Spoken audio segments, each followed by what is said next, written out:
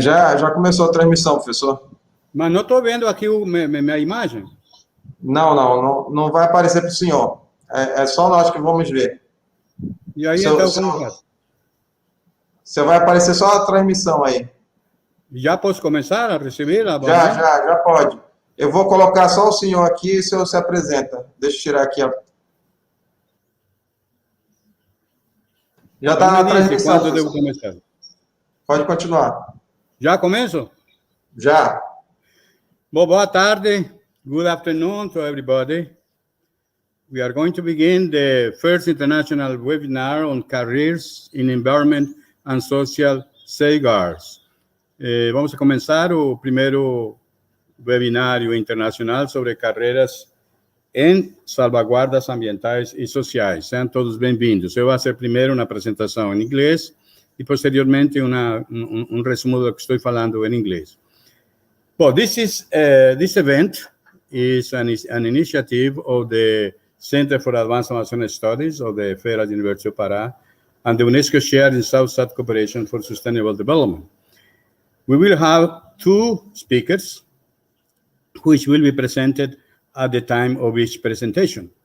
Each one will have about half an hour of presentation, which will be in English, but at the end of each presentation, a summary in Portuguese. And at the end of the two presentations, we will have a time for questions and answers. Please, during the presentation, send chat to each one of the presenters so they can organize the answers to the presentations. Então, nós teremos hoje este evento, teremos dois apresentadores, dois speakers, cada um terá 30 minutos para apresentar, e ao final, nós teremos uma sessão de perguntas e respostas. Por favor, enviem suas perguntas pelo chat para cada um dos apresentadores, quienes poderão, ao final das duas apresentações, organizar as suas respostas. As perguntas podem ser feitas em inglês, em português ou espanhol. Dos speakers, los apresentadores dominam as três línguas.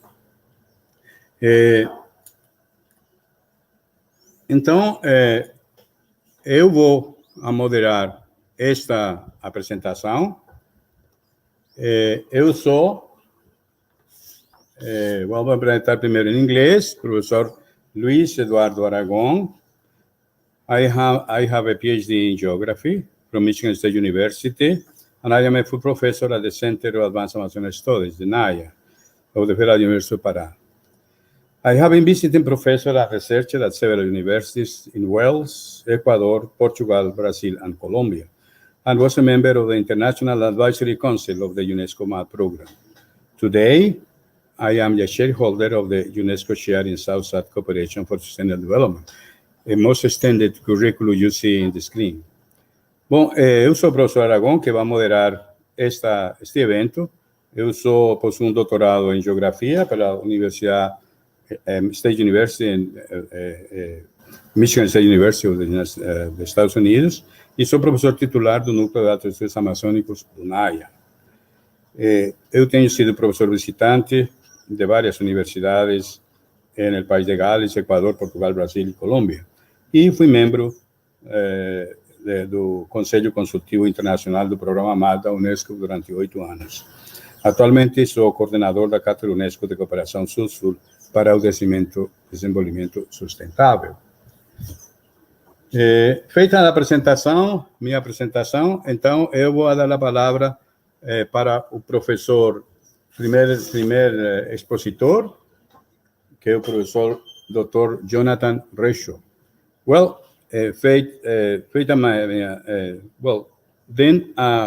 after my presentation, I give the floor to Professor Jonathan Reshaw. He has a PhD in anthropology from the London School of Economics.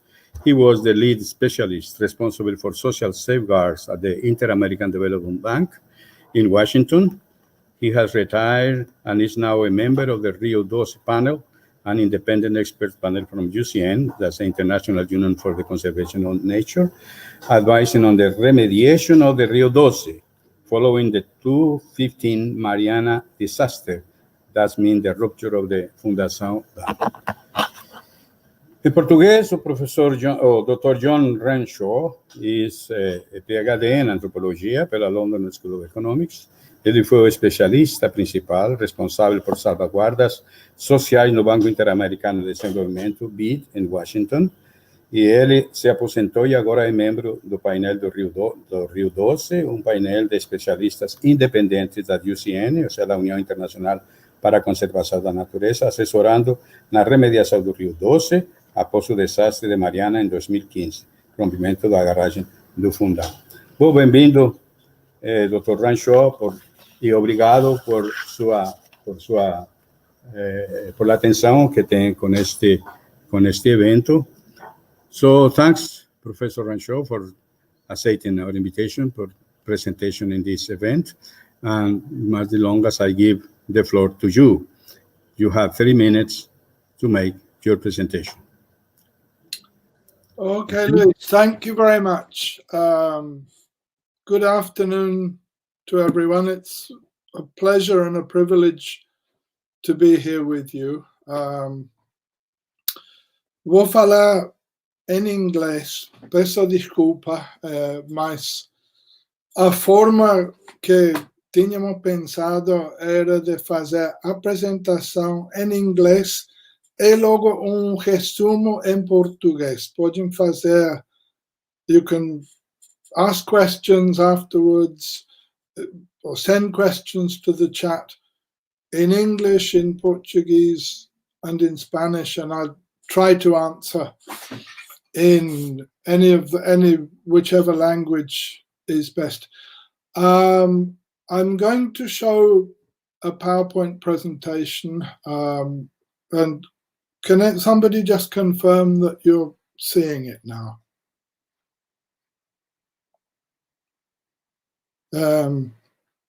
I've called the presentation Social Safeguards of a Vocation.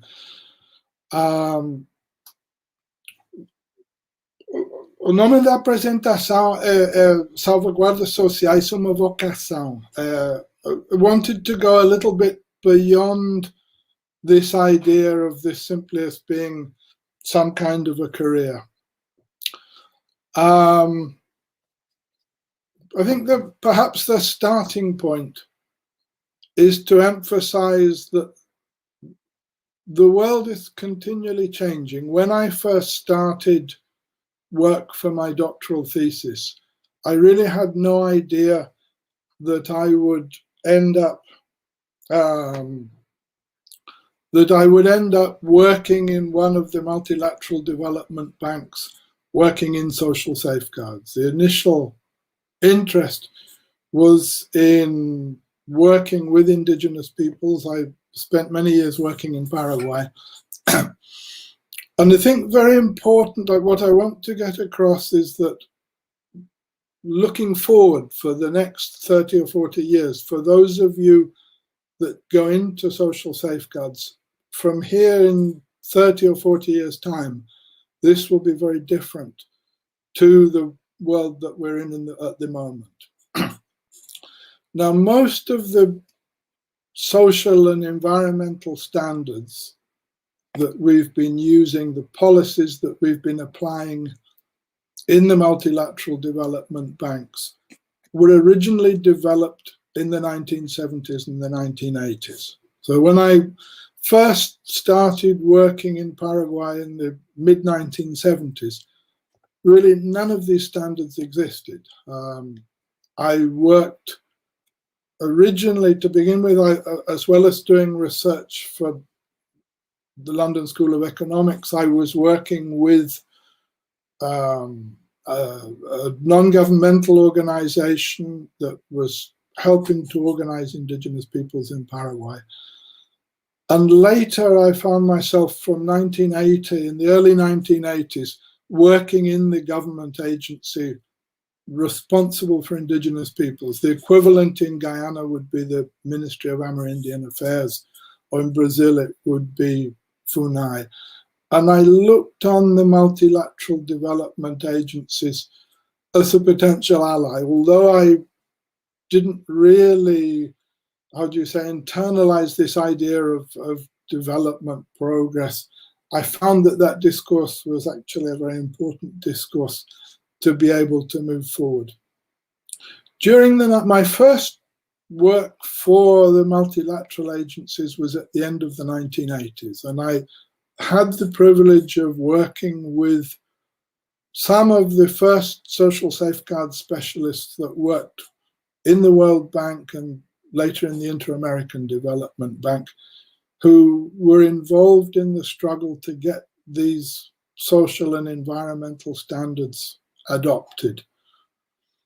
Since then, it's become, which it certainly wasn't in the 1980s, it's become part of the institution, it's become part of the way of life of the multilateral development agencies. And to be honest, I think of all the multilateral and bilateral development agencies now have their own set of standards. Now, these standards are not fixed in time. They're regularly being revised, they're being updated. And I think one of the things that both Corvin and I have seen is government agencies and private sector agencies showing a willingness to update and to actually develop standards of their own, which are based on the standards of the multilateral agencies. I think if you're thinking of a career in social or in environmental safeguards, remember that these are things that will change. At this particular point in time, it's hard to imagine what the standards will look like in 30 or 40 years' time. Oh, shit.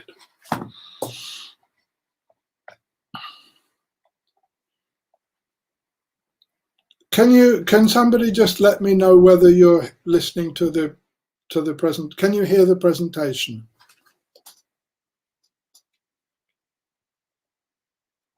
Hello. Luis Aragon, I am listening. Could you see the presentation that I was doing? No, I am not seeing it, but I am looking at in the computer in the telephone. So no, but can you? But continue. Is Paulo there just to make sure that it's actually being shown? Do you want me to upload it again?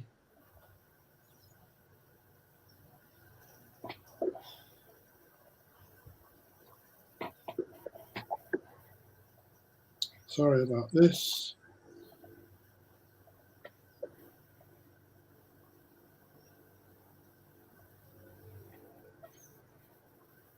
Can you see it now, Luis? No. What are you seeing on the screen? Your curriculum. That's my slide. Oh, Lord. But no, don't worry. If the rest of the people are looking at your presentation, that's okay. I don't know. I have no idea. Can? I don't know. Paulo is on the. Corvin says that he can see it. Okay, let me just maximize it. I'm sorry about this. This is.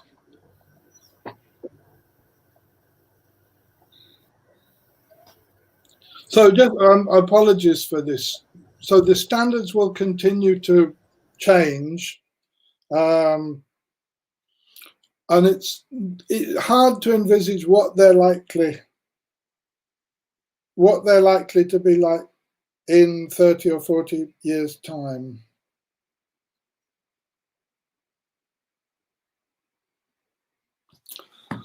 Let me go to the next slide. Just to look very briefly at the current standards, I think the kind of template for the environmental and social standards was originally set by the IFC. The IFC is the international, for those that are not familiar, is the International Finance Corporation. It's the private sector arm of the World Bank. And in 2006, the IFC, the Environmental and Social Unit in the IFC, made the first attempt to take the various policies and standards and put them into a unified format. So I think one of the things that, if I'm not going to go into detail because it's very similar to the current World Bank one. From 2003, again, I think one of the great achievements of the International Finance Corporation was not simply to apply its standards to the projects that it financed, but to get some of the major financial institutions involved in the process. And in 2003, the IFC launched what are called the Equator Principles, which now have been accepted by 118 financial institutions in 37 countries. And I think if you're thinking about a career in social or environmental safeguards, I think this is a very interesting area to look at, because all these financial institutions, essentially what they've done under the Equator Principles is to internalize and to adopt the same standards that the IFC is applying. So within most of the large international banks that are financing large infrastructure projects, they are obliged to undergo the same kind of due diligence, the same kind of revision, even the same kind of supervision of projects that the IFC applies. The IFC performance standards provided a model. Continually, the World Bank had been adapting its social and environmental policies. But from 2014-15 onwards, there was a process of trying to develop this into a coherent package of standards, which was approved in 2016 and has been applied to all World Bank finance projects since October 2018. And I think if you're interested, I would strongly recommend that you can easily download this. You can download it in English, you can download it in Spanish, but you cannot yet download it in Portuguese. And it's the World Bank Environmental and Social Framework. It's a bulky document. It's about 300 pages that includes standards, formal requirements. But even if you were only to have a kind of a quick flip through, I think you would find it very useful as to give you some kind of idea of where we are with the modern standards for environmental and social safeguards. The standards themselves are really divided. There are 10 ESS, 10 environmental and social standards within the framework. I'm not going to go in, I don't have the time I would like to go into all the details. We'll talk a bit more about some of these. But to give you some kind of an overview of what it is that the World Bank looks at when it applies these standards. And I think you will find that most of the other multilateral development banks and a lot of other international agencies have more or less adopted these same standards with perhaps some adjustment. Inter-American Development Bank, the IDB, is still in the process of, I think, adapting itself to these standards. The European Bank for Reconstruction and Development has a set of standards that are very similar. And I think the African Development Bank, the Asian Development Bank, again, are either developing or have developed standards that are very similar to these. Just go through very quickly. The first standard is, I think, really the overarching requirement for the assessment and management of environmental and social risks. So this is the requirement projects that nowadays are actually classified into 4 different categories depending on the level of risk. But all projects are required to undergo a process of assessment and management of environmental and social risks. And I'll talk a little bit more about this, but this is not simply looking at what the potential risks are, but coming up with the means to reduce the level of risk and to manage those impacts that are manageable.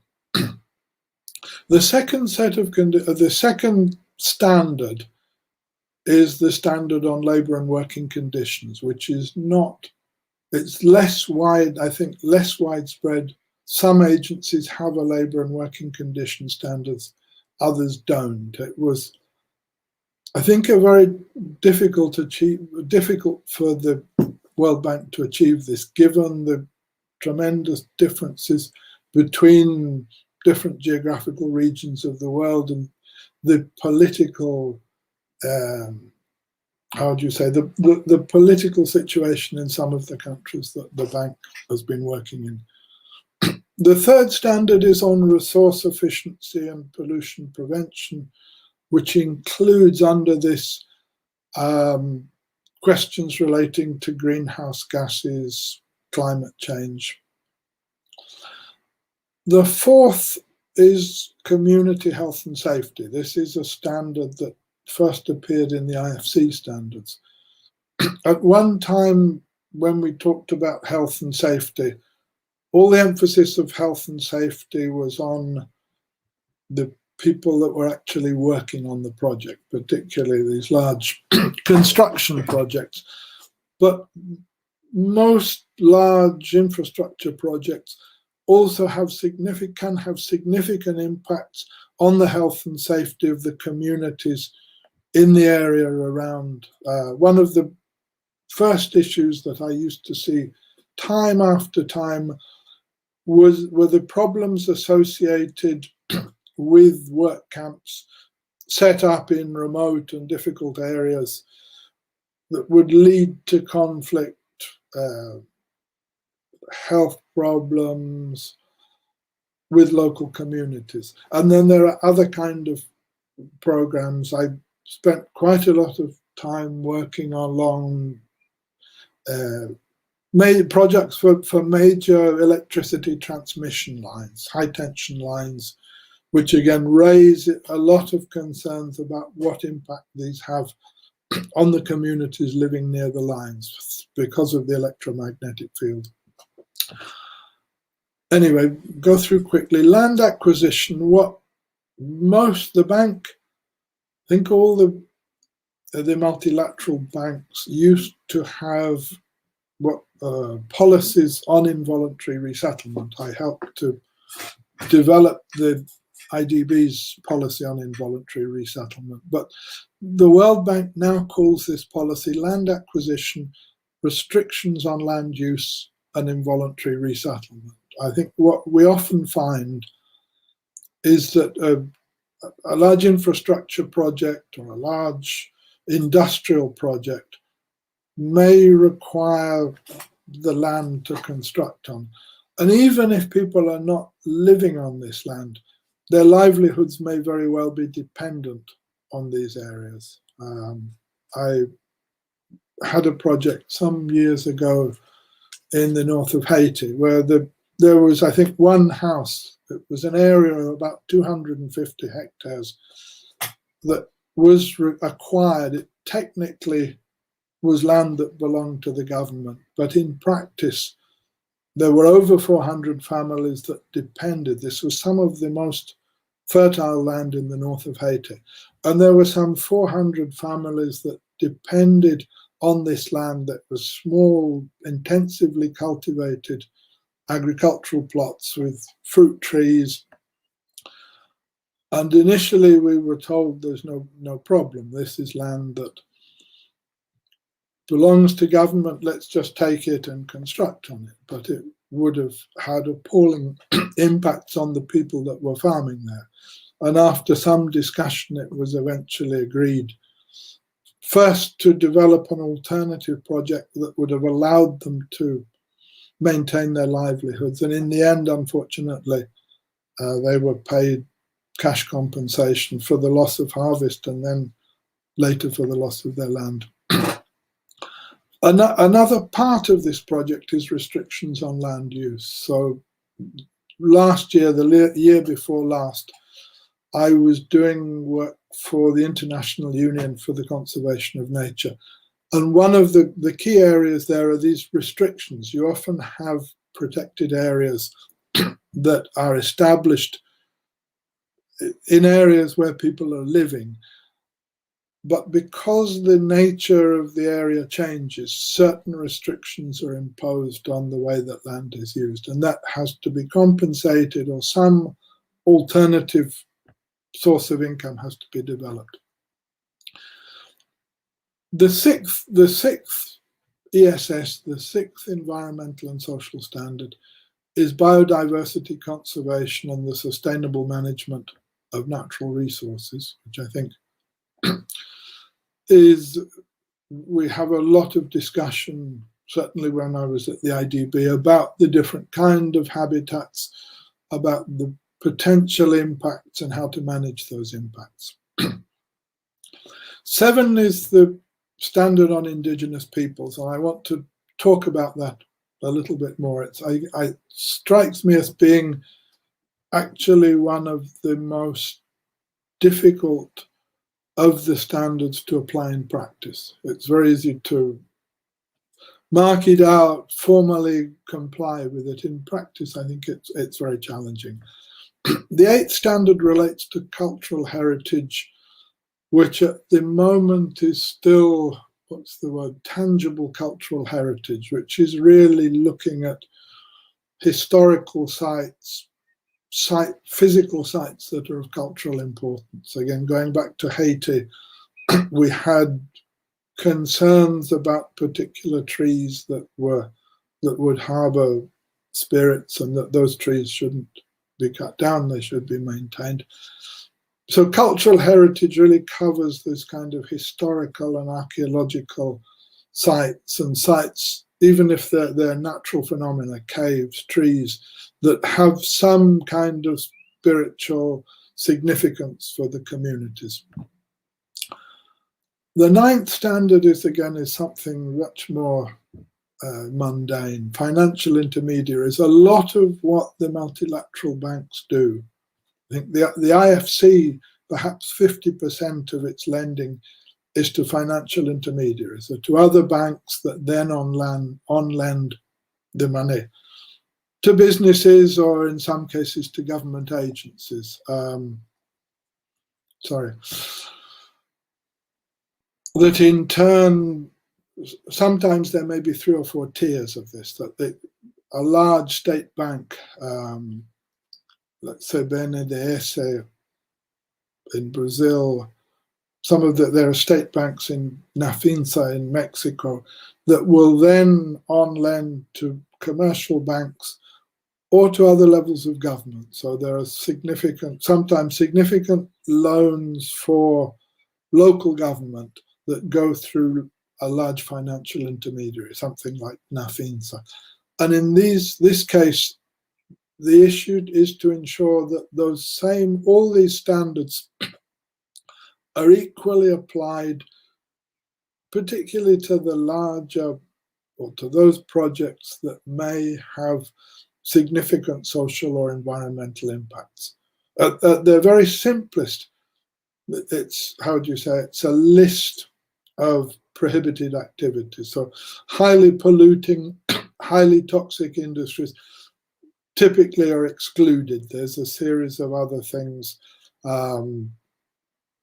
Some banks would not allow the financial intermediaries to on-lend for the production of alcoholic beverages, for the industries to produce firearms, that kind of thing. So there may well be an exclusion list.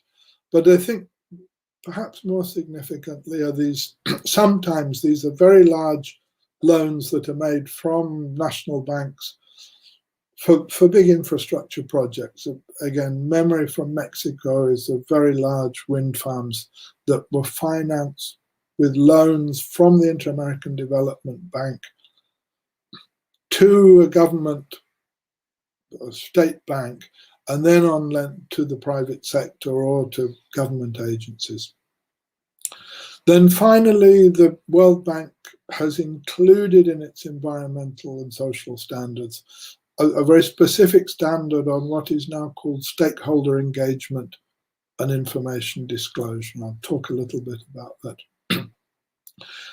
There's a kind of footnote here, is that the Inter-American Development Bank from a long time back has had a policy on gender equality which is lacking in the World Bank's environmental and social standards, which I think is covered. How can I put this? Many of the same issues are covered, but they're covered piecemeal in other standards. So the labour and working conditions standards will have gender aspects. Land acquisition, certainly community health and safety is relevant. But the IDB had this policy which is, how can I say it? It's got one half which is proactive, is promoting gender equality, and the other half which is reactive, which is trying to ensure that negative impacts, that IDB projects have no negative impacts on gender equality. Time is running a bit short, so I wanted now to look more closely at some of these standards, which I think are generally applied by almost any of the international agencies, and certainly in countries like Brazil, increasingly by some of the government and state government agencies. Now, the first of these standards is this overarching assessment and management of environmental and social impact. So these are the formal requirements that I think most countries' government will have formal requirements for environmental and social impact assessments for certain categories of project. It varies quite a lot from country to country as to how projects or investment are classified. But I think any significant, any large infrastructure project nowadays automatically requires some kind of an environmental and impact assessment. Now, the challenges here, the first challenge is actually to understand and to interpret the reality on the ground. Having worked in the banks, I'm familiar with often very, very bulky studies that collect information of all different kinds about population, about the geology, the hydrology, but that really lack, how can you say, they don't go beyond this. Rather, they're simply a collection of information, and a good environmental and social impact study goes beyond that. It understands what the issues are. It looks, one of the things, I'll talk a little bit about this in the context of consultation, but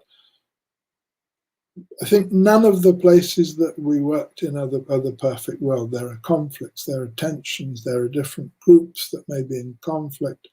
And you have to understand and interpret that and think about what is the impact of the project going to be, not just on the region as a whole, but on the different groups and the different sectors of people that are there. One of the starting points is to ensure good consultation, effective engagement with all the different, with representatives of all the different groups and sectors. And I think often, and I've seen this in a lot of the agencies I've worked with, this is kind of ticking a box. There must be one consultation, must be two consultations, there must be a consultation with indigenous people, but it's often not effective.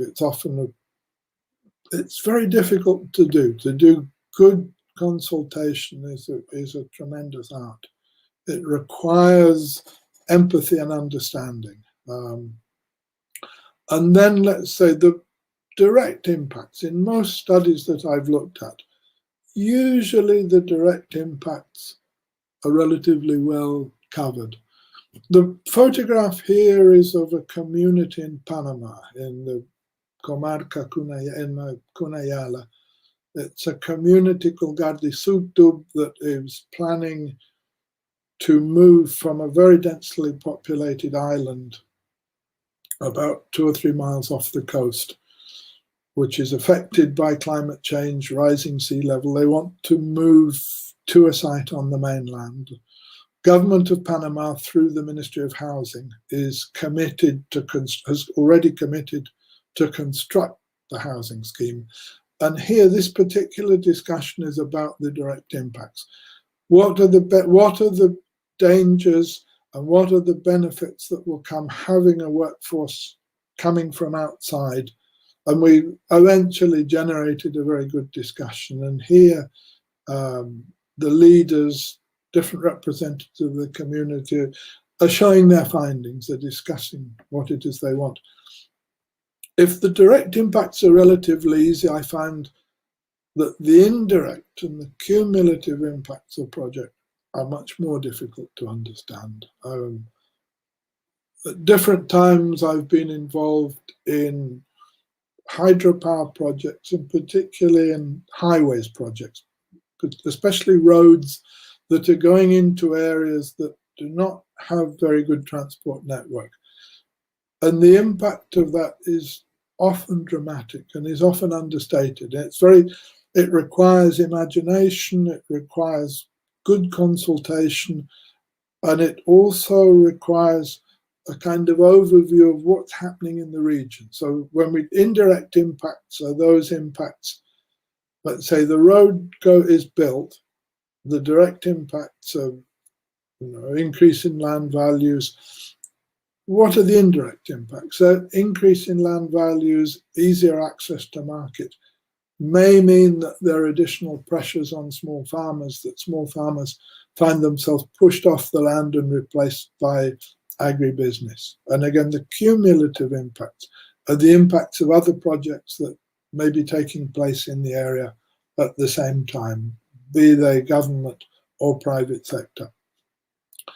And then finally, of the management of social and environmental impacts, far and away the most important of this is not just to have a good analysis, not just to know what the impacts are, but to have realistic and workable measures that are going to address those impacts and resolve some of the social problems. Got now 1, 2, 3, 4 challenges that I'll try to move through quickly. The first one, consultation and dialogue. We talk a lot about consultation, we talk about stakeholder engagement, but in practice, I believe it's much more difficult. It's not simply going into a community, sitting down, talking, and that's it, wash your hands. And what I really look for is to achieve real dialogue with the people, not simply complying with the formal requirements of either government or international, or the policies of international agencies. One of the most difficult challenges is how do we ensure the participation of the most marginal and the most vulnerable people? And also, when we talk about vulnerable people, it may be landless farmers, tenant farmers, groups of poor people. Another series of projects we had at one time at the IDB was the modernization of landfill sites, which had impacts on waste pickers, which is really the kind of group that is very difficult to work with. Indigenous peoples, traditional peoples. You need proactive measures to really make sure that they can feel free to express themselves. Another area that I often find is really difficult, not necessarily difficult, but people that often have no voice. There are particular sectors. One of the things I like to do, this is a meeting that we organized in Gardisutub in Panama, with the young people from the community, because I often find that the perception of young people or of the elderly or of women is actually different to the perceptions and to the things that you hear from the community leaders or from the school teachers, who are often the most articulate. And it's difficult to, I often find it difficult to start a meeting with young people because they're shy, they're very often stigmatized.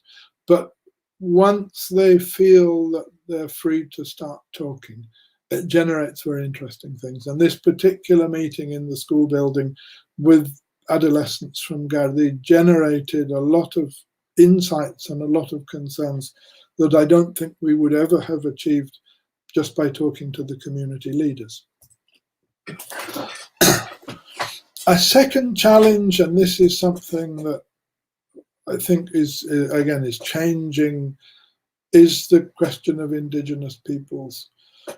The World Bank has a very, actually ESS has a very awkward title. It talks about indigenous peoples and underserved traditional peoples in sub-Saharan Africa. I think the World Bank struggled with this because the meaning of indigenous peoples is actually rather different. In Africa to in India, it's a, how do you say, it's formally defined by the law as a scheduled tribe, a scheduled caste. China has its own version, and in the Americas, by and large, it's not that difficult, although again there are issues. One of the questions, not going beyond the definition of who are indigenous people and who are not, are whether the same kind of policies that we apply to indigenous people should apply to other, how would you put, traditional groups, and particularly to traditional groups that have attachment to specific areas of land. So in the Guyana-Suriname area, certainly in Suriname, you have Maroon communities.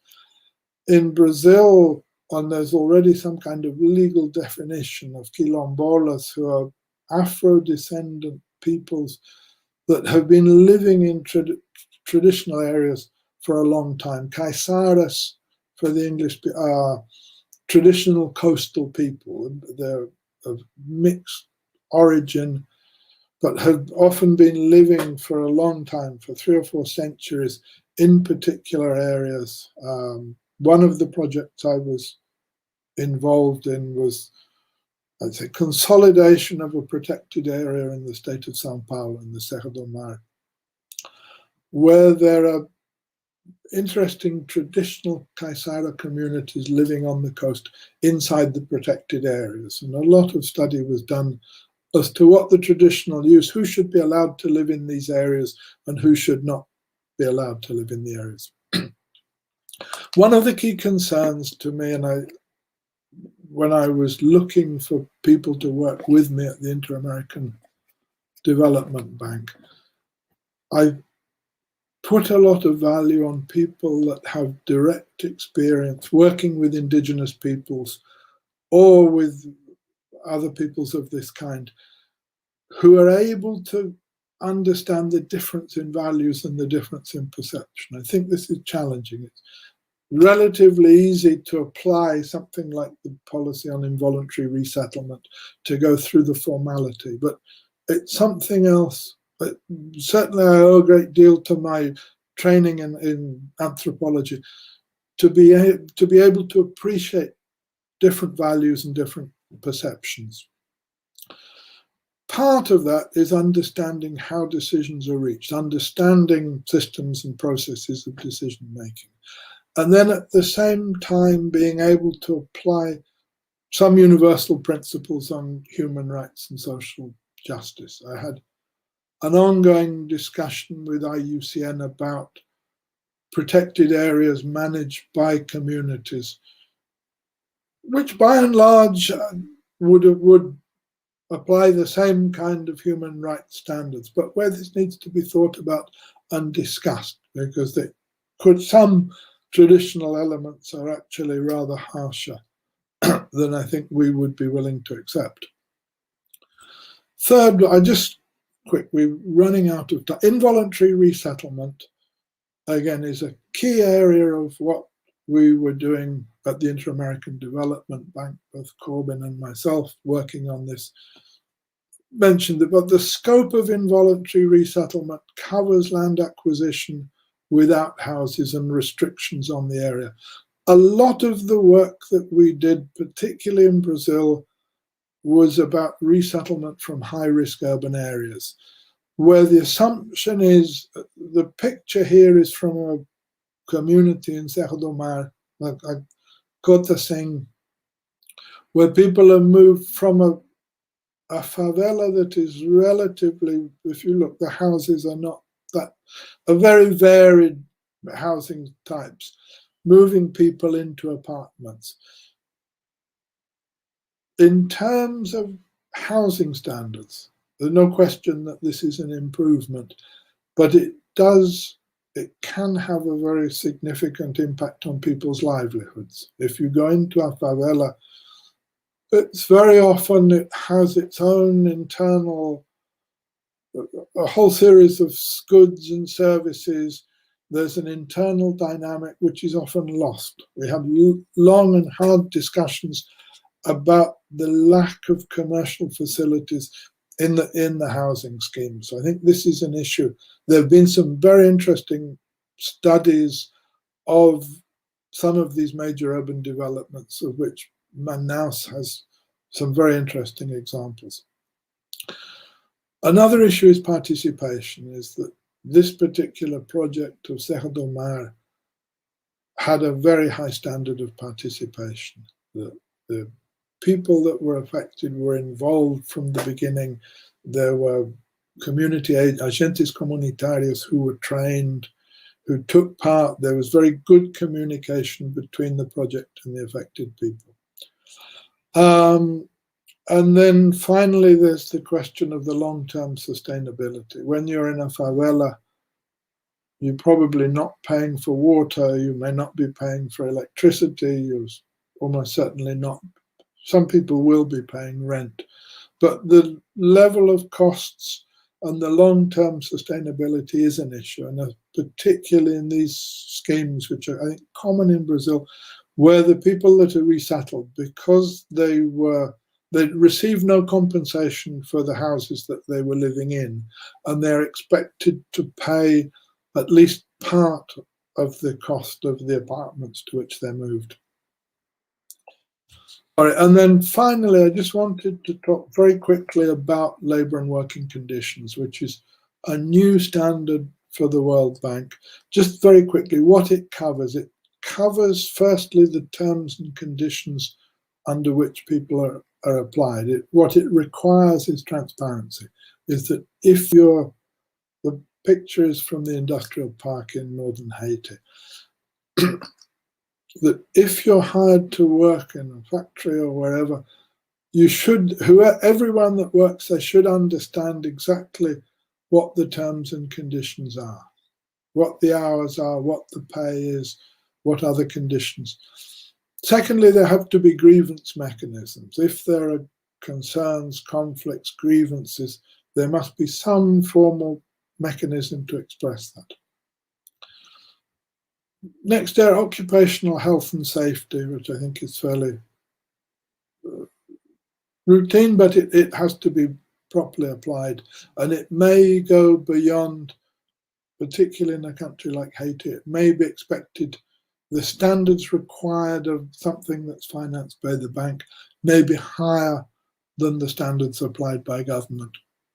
And then very specific issues related to workers that are contracted by others, essentially the same standards apply. Community workers is really a specific issue of volunteers or people working for low pay on work that's carried out in the community. And then primary supply workers, if we were, let's say, financing a sugar mill, we would want to know something about the working conditions, even though they're not immediate, they're not part of the project that is being financed. they're essential for the project to go ahead. So if you take the example of a sugar mill, you would want to know about the conditions in which the cane cutters are working. Eu vou tentar fazer rapidamente resumo do que falei. Vamos começar. Achei importante insistir nisso. Que se vocês são jovens que ter interesse. Eu, quando tinha 21, 25 anos, pensei que o futuro ia ser professor da universidade, mas não aconteceu assim. E o mundo no qual, onde trabalhava, comecei trabalhando no Paraguai, primeiro com os ONGs indigenistas, com organizações indígenas, e logo com o governo, com o que seria a agência parecida ao FUNAI. Esse mundo mudou completamente. Os valores daquela época, as normas, procedimentos, nem falar de tecnologia, é totalmente diferente. E vocês, se entram nesse campo, se têm vocação de trabalhar em salvaguardas sociais, salvaguardas ambientais, vão ver que o mundo cambia. Estou lembrando que nos anos 70 e 80, a maioria das políticas que foram adaptadas pelas agências como o Banco Mundial, o BID, começaram na época dos anos 70 e 80 e estão em um processo contínuo de revisão, de aprovação. E no futuro vai cambiar de novo, que não é fácil imaginar que ser especialista na área vai ficar 30 anos fazendo a mesma coisa, que não é assim. O mundo vai cambiar e se você entrar nisso, poderia ter um rol em mudar, em formar essas decisões, em formar essas decisões, essas políticas novas.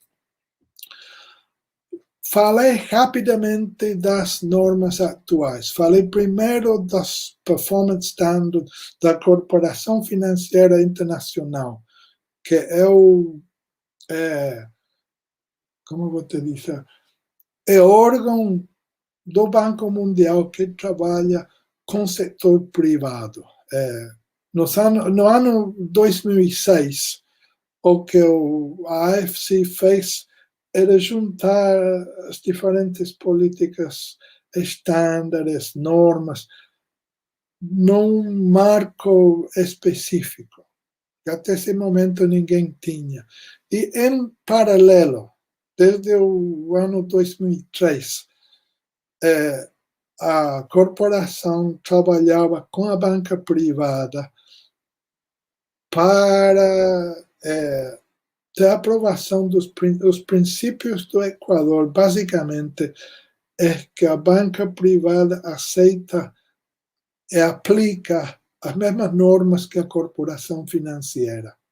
Atualmente, são 118 instituições financeiras que estão trabalhando em 37 países que aceitam, que têm adotado os princípios do Equador. Em 2016, o Banco Mundial aprovou uma estrutura parecida, que é o Marco Ambiental e Social. É bom dar uma olhada nisso. Só que o Banco Mundial publica em inglês e em espanhol, mas não tem uma versão oficial em português. E foi implementado a partir de 2018. Vamos lá, as normas são basicamente os estándares, os ISS, basicamente são 10. A avaliação e gestão dos riscos ambientais e sociais, atividades laborais, condições de trabalho, eficiência no uso dos recursos, prevenção e gestão de contaminação. A saúde e segurança da comunidade, a aquisição de terra restrições de uso e reassentamento involuntário, a conservação da biodiversidade, gestão sustentável dos recursos naturais, povos indígenas, patrimônio cultural, os intermediários financeiro, basicamente os bancos, como o BID, o Banco Mundial,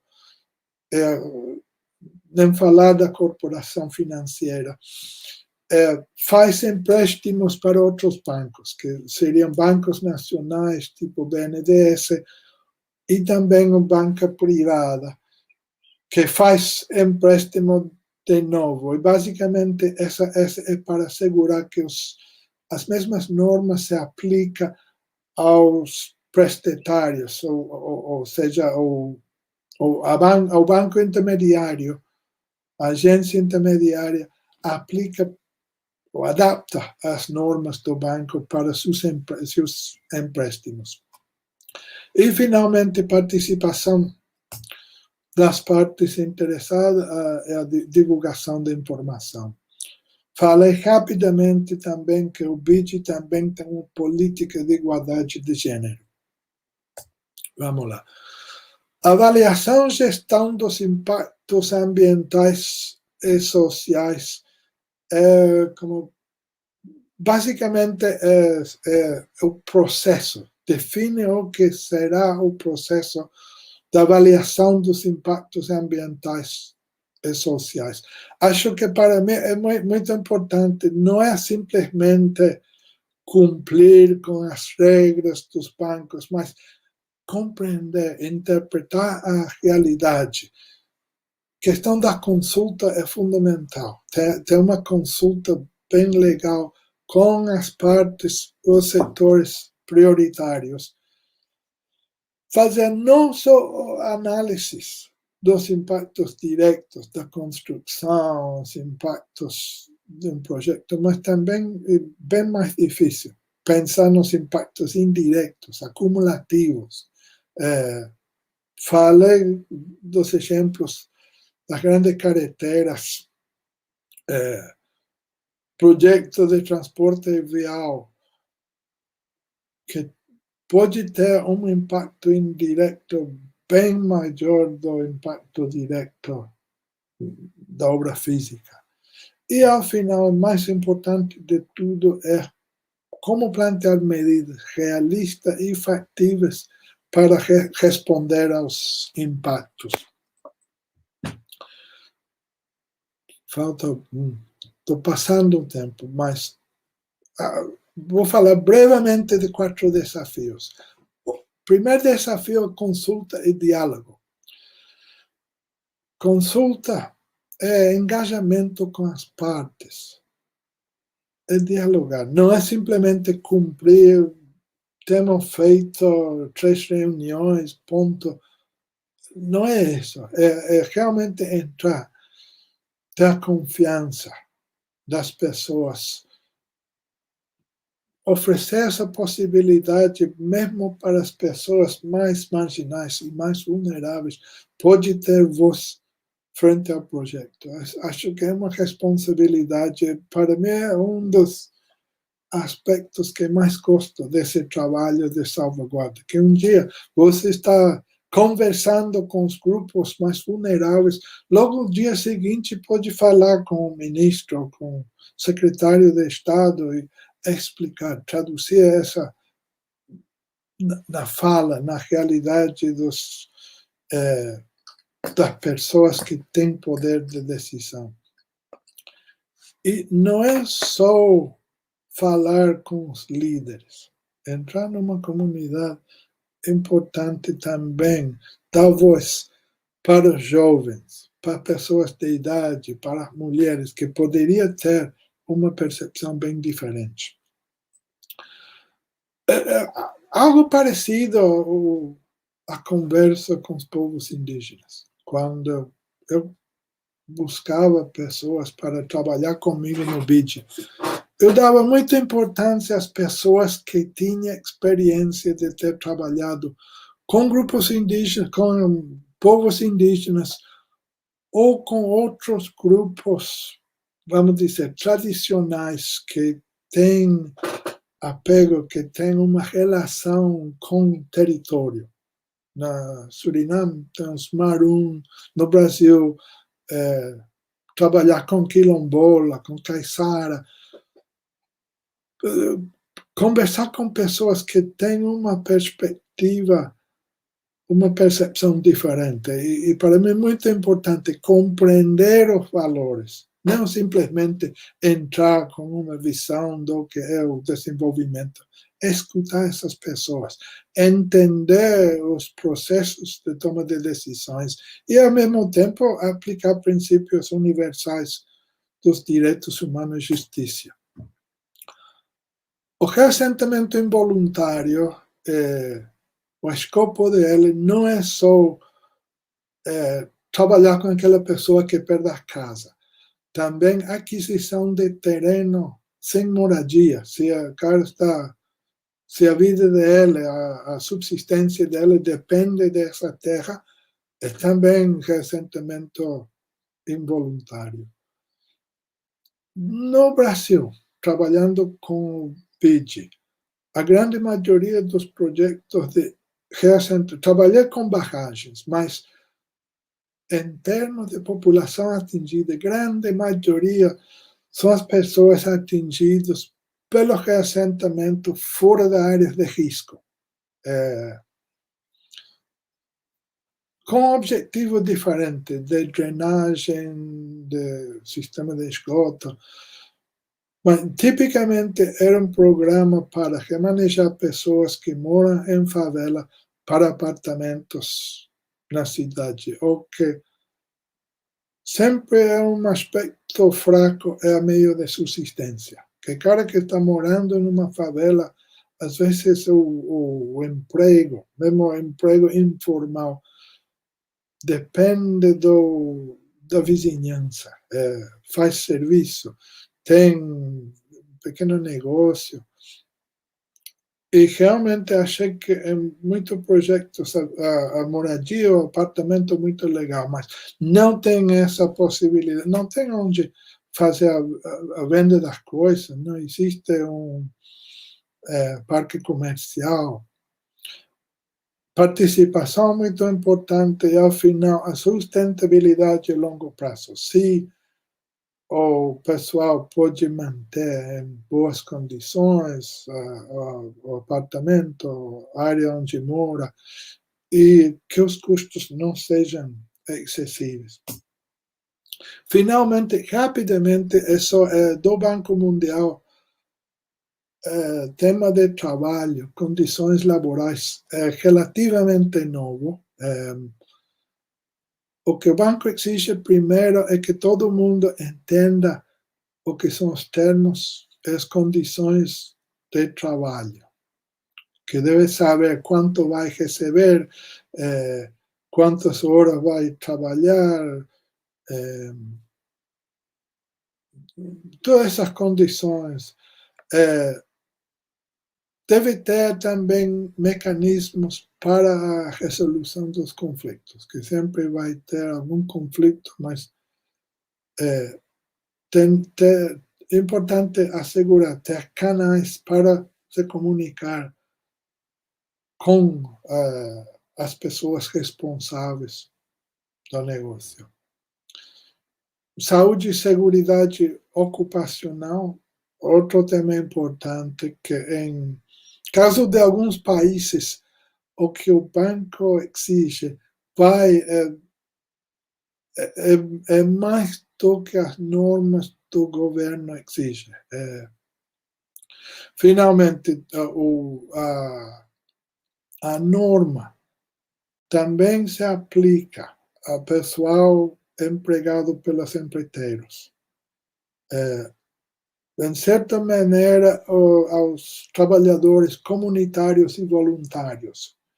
E, finalmente, aos trabalhadores, de um exemplo uma usina, fábrica de açúcar, onde o investimento está na fábrica, mas também é importante dar uma olhada, entender as condições, aplicar as normas básicas as pessoas que fornecem materiais, ou mão de obra que está trabalhando na corte da cana, também é parte do análise de trabalho e de condições laborais. Bom, muito obrigado pela paciência e peço desculpa por ter ultrapassado o tempo disponível. Bom. Luiz. Okay, muito obrigado por sua apresentação. Thank you very much for your presentation. Well, the administration say me that now there will be the appear in the screen another thing. But anyway, are you listening to me? ¿Me están oyendo? ¿Aló? ¿Están me oyendo? ¿Alguien está ouvindo? Alô? Oi, professor. Passo a apresentar, então, ao... Pode apresentar e pode passar para o slide do professor Corbin, né? Que o senhor havia dito. Você disse que vai aparecer no screen outra coisa, mas muito bem. Já está no screen o professor Corbin, não é? Isso. Okay. Well, the next speaker is Professor Hisana Corbin. He holds a master's degree in development planning and a PhD in sciences with area concentration in socio-environmental development from the Federal University of Pará in Naya. And since July 2014, he serves as a professor and researcher at the center at Naya at the Federal University of Pará. He worked as a senior associate in environmental safeguards at the Inter-American Development Bank in Washington. Em português, ele possui, o professor Corbin possui um mestrado em Planejamento e Desenvolvimento e doutorado em Ciências com área de concentração em Desenvolvimento Socioambiental pela Universidade Federal do Pará, em Naya mesmo. Atualmente, ele foi, inclusive, nosso aluno. Desde julho de 2014, atua como professor e pesquisador do Naya e trabalhou como associado sênior em salvaguardas ambientais no Banco Interamericano de Desenvolvimento en Washington. Professor Corbin, usted tiene la palabra. Professor Corbin, the floor is yours. So please make your presentation. Well, it's supposed to be in 30 minutes, but I think that's very hard to do in 30 minutes with the translation at the end. Okay, Professor Hisana Corbin.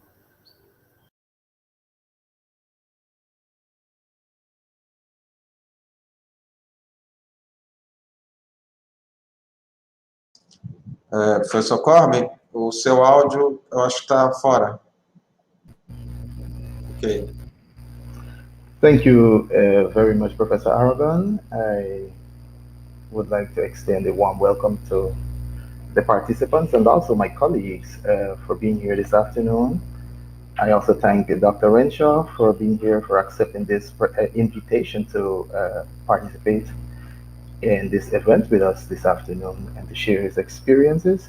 I am Professor Corbin. I work at the Federal University of Pará at the Center for Advanced Amazonian Studies. And this afternoon, I will be speaking about paths to a career in environmental and social safeguards.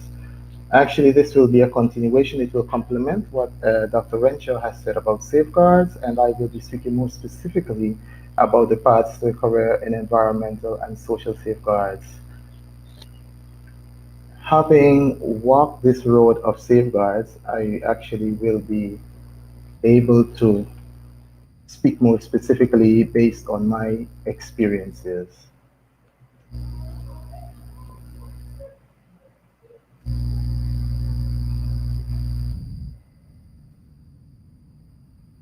So actually, in order to work in environmental and social safeguards, what I have been finding actually is that the basic requirement would be a graduate degree, generally in environmental sciences,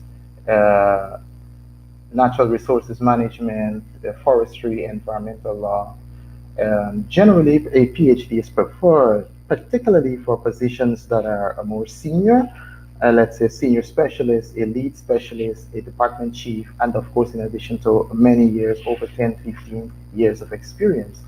Now, for the more entry-level positions, a master's would generally work, and sometimes you would find positions coming on stream that will focus on environmental safeguards specifically, where they would require qualifications in the area of environment and their natural resources, while sometimes positions become available specifically in social safeguards.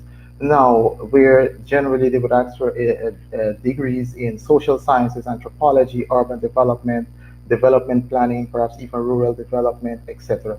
Now, there are other instances where positions become available for environment and social safeguards. In such a circumstance, therefore, the specialist would be required to possess experiences and qualifications in both fields.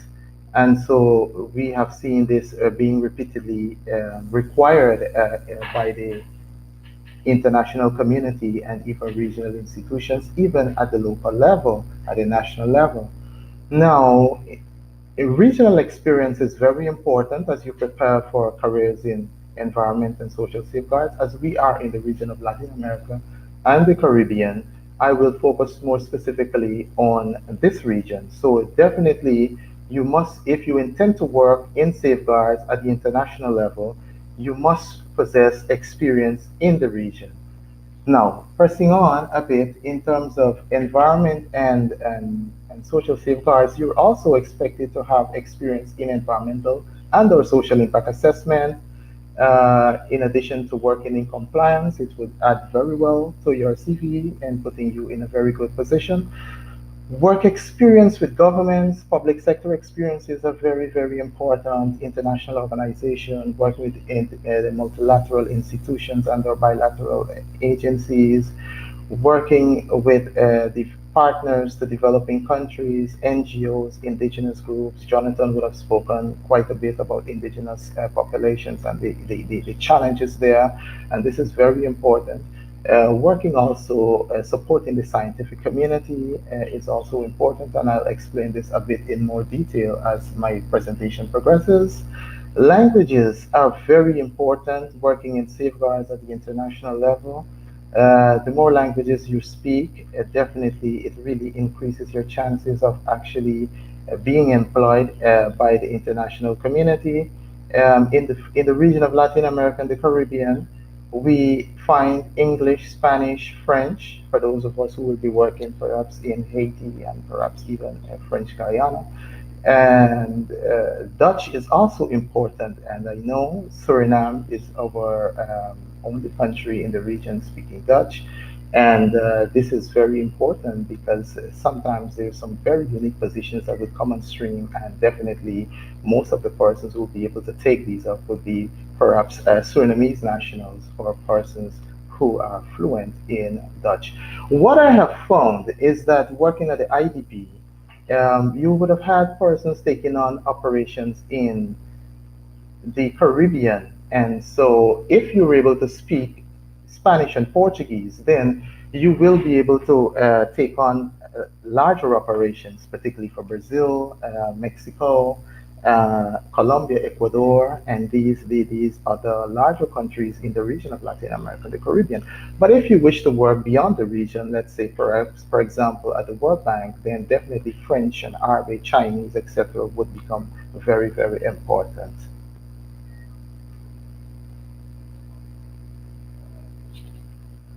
So how do we prepare for such a career in safeguards? I would want to encourage, because I know many persons connected here today are university students reading for graduate degrees or undergraduate degrees. And I would just want to encourage you to take up internships, both nationally and internationally. Internationally, the IDB has an internship program, the World Bank also, the United Nations, and you will want to take up look at those to actually explore those. I would have been a winter intern at the Inter-American Development Bank, working together with Jonathan. It was a pleasure working with Jonathan back in those days. And so I was introduced actually to safeguards by the IDB, working with Jonathan in social safeguards. In addition to which, I would have found that the Inter-American Development Bank has a remote internship program. I would encourage students and even young professionals to actually take those up, to explore those opportunities. Public sector experience is also very important. As you know, you would actually be supporting governments working at the international level in safeguards. So public sector experience is also very important. Private sector also experience is also very important in safeguards, because if you decide to, if you work perhaps at the Inter-American Development Bank or the World Bank, you have the private sector component as well you have the public sector operations, and sometimes the specialists, there's little or very little interaction. So it would call for new skill sets or different skill sets in order to take on those operations as opposed to public sector operations. And working with the international community, perhaps you may ask me, how do I commence? How do I start? Where do I start? Yes, you can start at home. You can start exploring the options at home in your country, looking even at those institutions that you have at home, the IDB, the World Bank, Guyana, Suriname, Brazil, etc. I know Brazil, being a continental country, is very huge, so persons actually moving from Belém do Pará to Brasilia, it could be challenging, but nevertheless, there are options now with in terms of the remote program, and you can try to explore those. Also, you have the project management units for projects across the country, and so definitely you can take advantage of those. I've had one of my graduate students who would have done a post-impact assessment of the socioeconomic impact of involuntary resettlement of a large project on which I would have worked while working at the IDB, and so he was able to secure an attachment at the very government agency, the project management unit, because they're working on the second phase of that operation at present, and so he was able to have hands-on experiences to know the ins and outs of involuntary resettlement, what exactly happens in the planning stage, etc., and how that relates to the project cycle and interacting with communities, stakeholder engagement, etc. So you can actually do that from your country. Working at NGOs is also very important. You can also volunteer your services. Not every time it would be about money.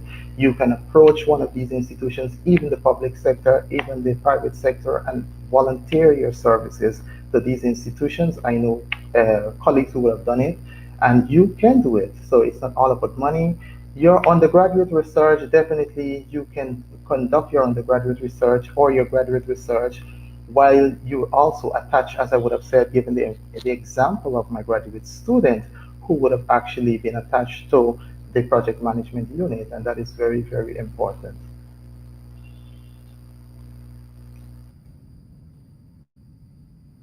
Now, moving beyond that, as we continue to prepare for a career in environmental and social safeguards, the knowledge of international standards are very important, as Jonathan would have spoken about the ESF, the standards of the World Bank, and also their operational policies of the Inter-American Development Bank. The African Development Bank has its policies, the Asian Development Bank has its policies also, operational policies. And we have been seeing, although there is some differences, but we can see major similarities among these institutions. And I will not repeat what Jonathan would have said about the ESF and the IFC's operations, etc.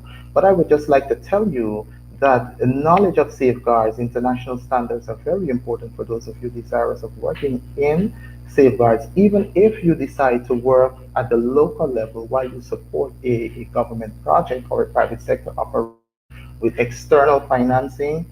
International standards are also very, very important.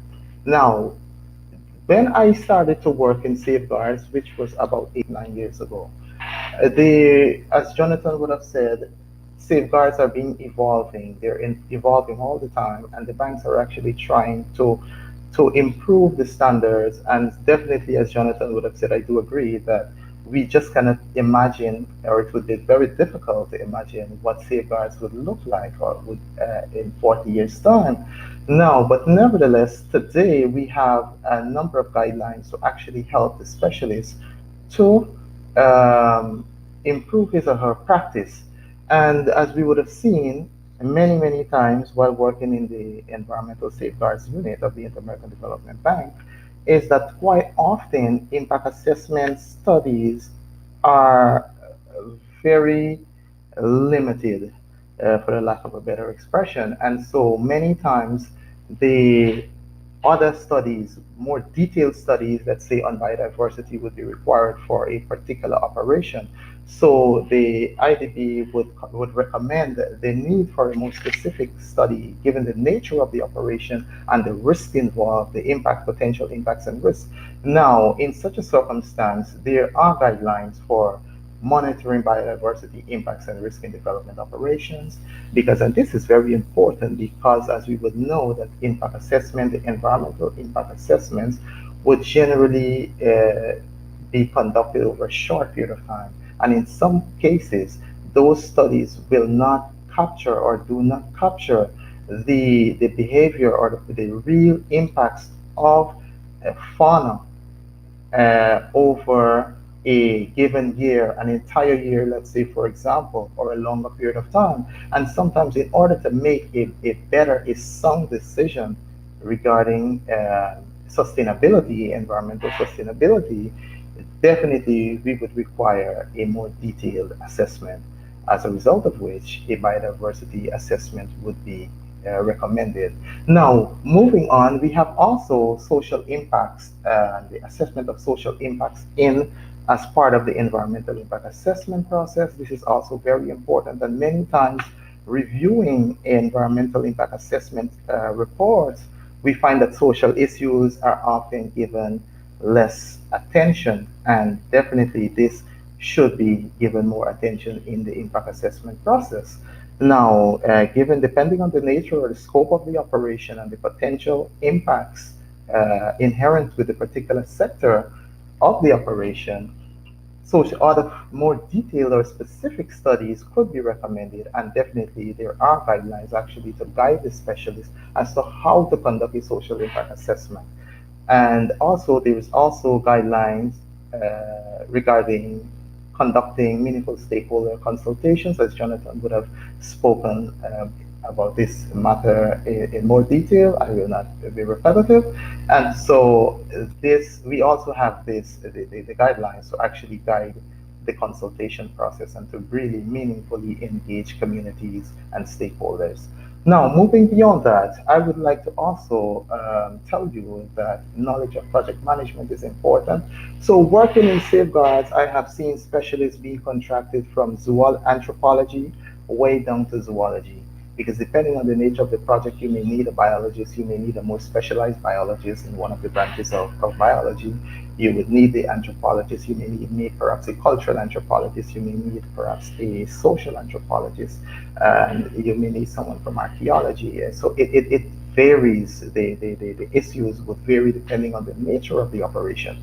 Now, irrespective of your area of study, time is very important, time management. Resources are limited, so you have to conduct your operation, the project, within the confines of the project cycle of the IDB, of the World Bank, of the IFC, of the United Nations, etc., GFAO, etc., FAOs. And so project management, knowledge of project management is very, very important. Adapting to multidisciplinary teams and multicultural teams are also very, very important, as we would know. Those of us working in safeguards or in environmental impact assessment, the problems are complex in nature, and they just cannot be resolved within the confines of any one discipline. As a result of which, our specialists are expected to work in teams. And this is very important because it brings richness to the project, it brings new perspectives. We're able to think and to analyze matters that we would not have thought about within the confines of our discipline. And this is very important. Multicultural teams, this is very important because working in the region of Latin America and the Caribbean, we know we have so many, the culture being very rich.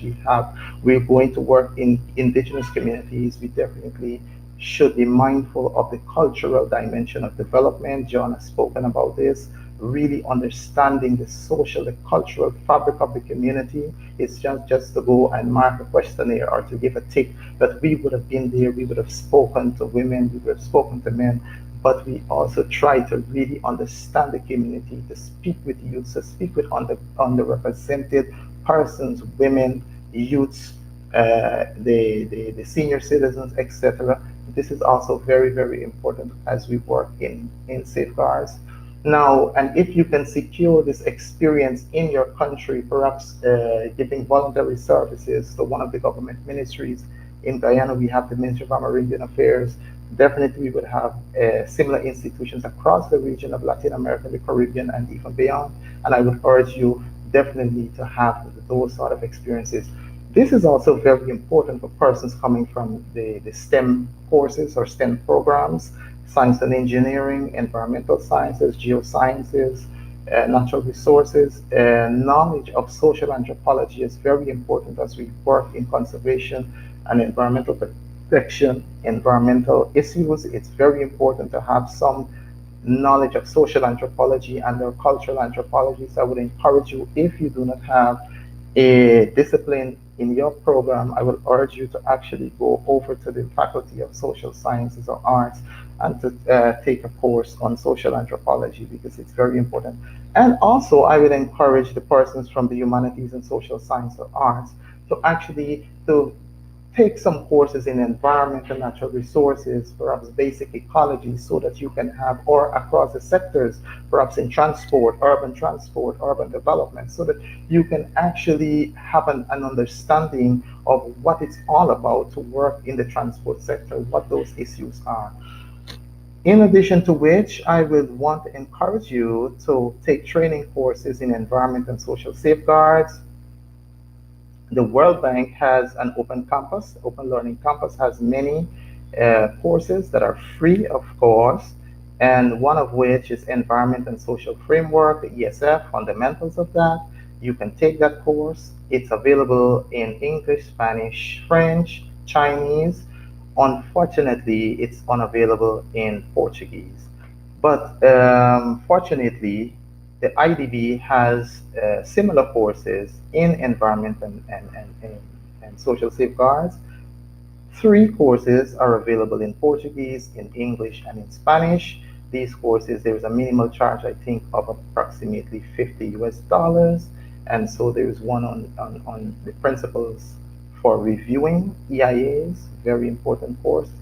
There's also another on social impact assessment and another on meaningful stakeholder engagement. So I would urge you to take advantage of these courses, because they will go beyond the courses that you would have taken in environmental impact assessment to actually give you real world experiences, knowledge of real world situations. You will also be able to interact with some of the key players in safeguards, environment and social safeguards in the region of Latin America and the Caribbean and beyond. Lastly, I will want to encourage you to explore courses offered by the Association for Impact Assessment. Next year, there will be the 2021 program has passed. So there will be the program for 2022, and which will occur in Vancouver, Canada. Those courses are very important, because participating in those courses, you'll have the opportunity to interact with some of the renowned specialists from across the world working in environment and social safeguards. You'll have the opportunity to take training courses. I would have taken training courses once in Calgary, Canada, where I had the opportunity to interact with specialists from across the world working on involuntary resettlement, and this thought it was very important for building my network, and it was also very important to reflect on my own practice, because we were able to interact with specialists from different regions across the world, and we were able to reflect on what is workable in involuntary resettlement in Latin America as opposed to Africa, my colleagues from the Asian Development Bank, etc., etc. So I would encourage you to take those courses. Now, as we continue to prepare, I would encourage you to prepare a very good CV. Make sure that you're truthful, you're very honest, and everything really matters. And it's very important, because sometimes you may participate at, let's say, you would have volunteered or participated on some community project, and you may think that that project is unworthy to be included on your CV, but it may be very, very important. And so be very careful as you design your curriculum vitae. Publications are very important for us in the academic world. It's either you publish or you perish, but also in the professional world, publications are also being demanded at sometimes. And so you can actually explore some of these openings to actually see what it's like to actually tailor your CV and to carefully design your profile in order to suit those positions as you prepare over a period of time. Now, networking is also very important. I will urge you to network with specialists, in your country at the local level, at the regional level, at the international level. Networking is very, very important. And for those of us who would have worked in international development, we understand the importance of networking because it's very important. It also allows you to get what you need, what is needed done in a timely manner, and networking is very important. You must also demonstrate a passion for international development. As Jonathan would have said, it's not a matter of just going and get the work done, that you would have complied with the policies of the bank, but it's an opportunity to actually interact with the communities. It's actually an opportunity to engage the stakeholders, to actually work with government officials and to make that meaningful impact in the area of safeguards as you work on interesting and exciting yet challenging operations. Know your country. I will encourage you to know your country very well. Yes, it's very important to know your country and to have a sound understanding of your country's environmental and social framework. This is very, very important. Moving on, I will also encourage you to know the region of Latin America and the Caribbean. It's very important. As we know, Latin America and the Caribbean is a vast region, and it has several sub-regions. So for those of us who would be interested in working in Central America, and you have those realities, cultural matters, environmental issues, peculiarities as compared to the Caribbean. We also will see similarities as well. The Andes has its realities as well, the southern cone countries, the Amazonian countries. So it's very important to know your region. Moving on a bit, and then you may want to ask me, what are the potential areas of work? And so the potential areas of work are vast. You may want to work in the area of oil and gas, mining, urban development and sustainable cities, transport and infrastructure, water and sanitation, alternative energy, hydro projects, wind farming, etc. Jonathan would have given some examples. Agriculture, agribusiness and forestry, also very important. The climate change and disasters also has many opportunities. Environmental health and safety, ecotourism, biodiversity and conservation. So there are many openings, many areas for work, both at the global level, the international level, the regional level, and even locally. Now, on the social side, we find that more often there are opportunities in the area of involuntary resettlement, traditional populations, indigenous populations. Jonathan would have spoken about that.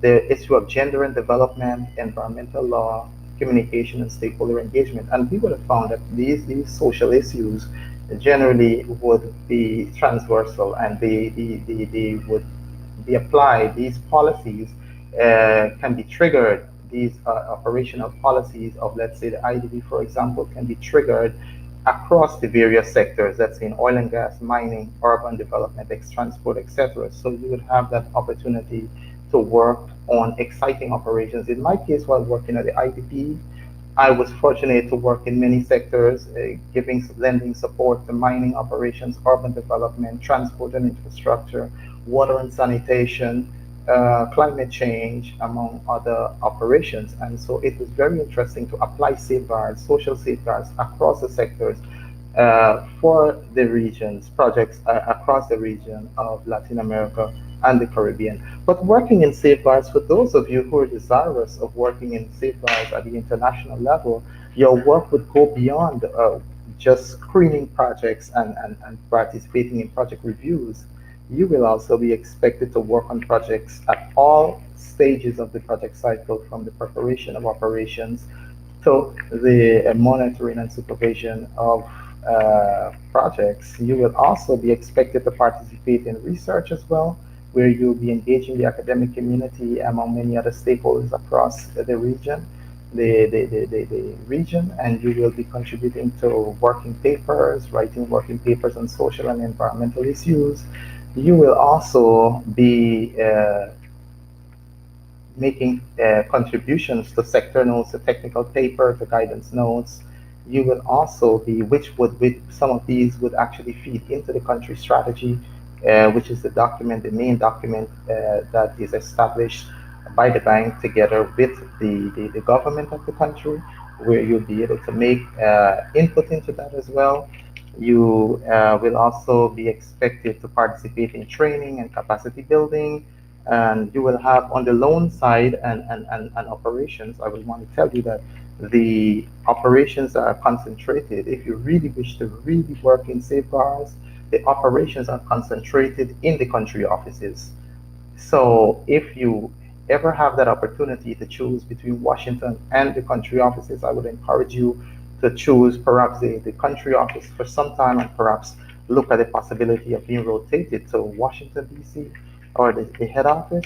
Now, so that's what I would like to talk about, some of the areas in which you will find yourself working in safeguards, remembering that you will also be making contributions and you'll be writing together with other specialists environmental strategies for operations. You'll be doing reviews of the environmental impact assessment approved by the various countries and having been sent to Washington or the central financing institution, the head office, and also you'll be contributing to the environmental and social management plan, among many other project documents for the operation, which would be in keeping or aligned with the project cycle of the institution.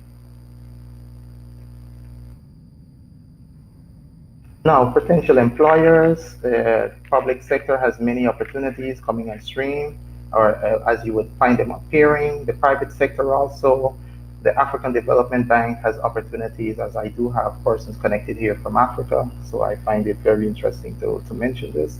The Asian Development Bank as well, the World Bank Group, the Inter-American Development Bank, and the IIC. Now, for these MFIs, you find that you can either work on the public sector operations or the private sector operations.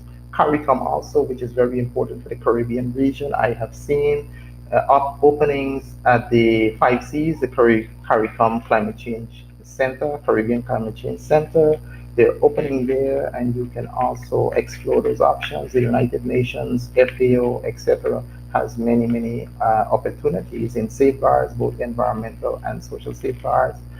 You may also wish to work as a private consultant, maybe a consultant to the IDB or the World Bank. Many university professors do engage in consultancies, working on projects financed by these MFIs. You may also find yourself in my position working at the university, and you will be engaged in training and capacity development in the context of safeguards. And this is very important because having moved back to the academic sphere, I was able to actually integrate involuntary settlement as part of one of my courses on population and development, population environmental development. And so I also was able to integrate a lot of these documents that I would have spoken about in my courses in environment and social impact assessment. So you can definitely make a contribution in this regard. And now I will transition to Portuguese. Boa tarde a todas e todas. Eu sou o professor Corbin. É uma satisfação receber o convite para participar nesse evento hoje, e agradeço também a participação de Jonathan para compor a mesa desse evento hoje. Então, hoje, dando continuidade da apresentação de Jonathan, eu vou falar um pouco sobre caminhos para uma carreira em salvaguardas ambientais e sociais. Então, muito do que eu vou falar vai ser baseado também na minha própria experiência, né? por ter trabalhado nessa área, no Banco Interamericano de Desenvolvimento em Washington, D.C. Então, respeito dos requisitos para uma carreira em salvaguardas sociais e ambientais, saliento a importância de estudos em pós-graduação, né? Nas áreas de ciências ambientais, gestão de recursos naturais, biologia, engenharia florestal, áreas afins, e também nas ciências sociais, administração, antropologia, planejamento urbano, planejamento rural, direito ambiental, planejamento de desenvolvimento, áreas afins. Caso o cargo seja para senior, uma especialista senior, muitas vezes um doutorado é preferido, isso é preferido, e acima de 12, 15 anos de experiência.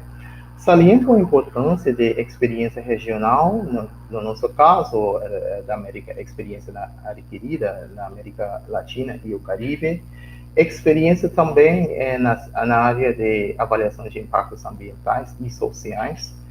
E sobre essas experiências exigidas, a gente percebe experiência do governo, do setor público, muito importante, organizações internacionais, entidades multilaterais e bilaterais de desenvolvimento, ONGs, trabalhando com instituições que desenvolvem atividades em comunidades tradicionais, quilombolas, indígenas, etc. Percebemos também a extrema importância de línguas, né? Então, é praticamente difícil ter uma carreira internacional falando simplesmente uma língua. Então, como o Jonathan e eu, nós trabalhamos nessa área, inclusive a grande maioria das minhas operações foram para o Brasil, e no Brasil os documentos foram escritos em inglês, espanhol e português. Então, por obrigatoriedade, a gente tinha que ler diariamente nas 3 línguas.